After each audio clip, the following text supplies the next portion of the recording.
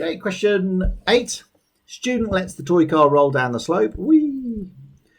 Describe how the student could find by experiment the speed of the car at the bottom of the slope. So that's really important. So I don't want any distances on this ramp. I need it at the bottom of the slope. Let's call that the bottom of the slope then. Or let's call that the bottom of the slope. What I don't want though is the full thing. It says the bottom of the slope. So I can have it after the slope for, let's put it here. So I want the bottom of the slope there. Measure the distance.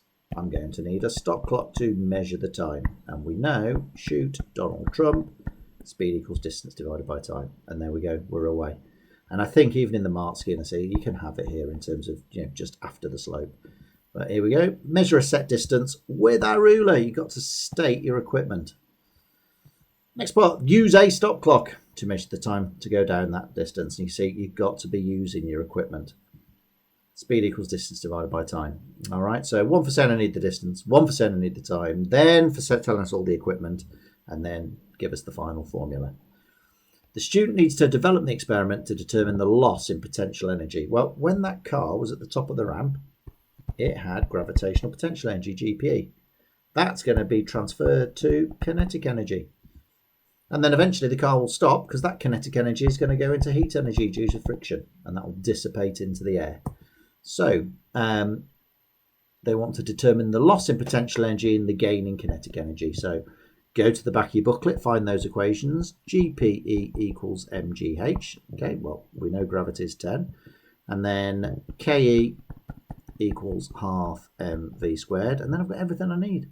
I need to know the mass of the truck for both of those. I need to know the vertical height. Okay, so that I can calculate the potential energy, the GPE, and I'm going to also need the velocity, but we showed how to do that in the last part. So at the top of the ramp, GP equals mgh, so you need the vertical height and the mass of the car. K equals half mv squared, so you need the velocity and the mass of the car. Well, we've already got mass of the car in the top one. When the car rolls down the slope, some energy is transferred as thermal energy. State how the student will calculate the amount of energy transferred to its surroundings. Well, we know that it started with a certain amount of GPE. That's going to go to kinetic energy, which is useful, and heat energy, that is wasted.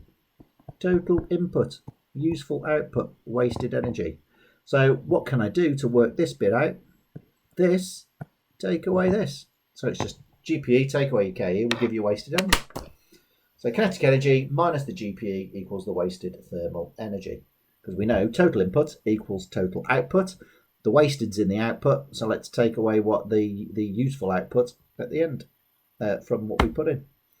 Explain one way the student could reduce the amount of thermal energy. So two things are, thermal energy has been lost because of air resistance as it rolls down the ramp and due to friction in terms of the wheels. So let's grease the wheels, lubricate the wheels, and let's streamline the car.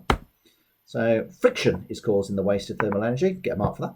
Just saying it's friction that's causing it. So lubricate the wheels, streamline the car. This will reduce friction from the wheels and from air resistance. Done.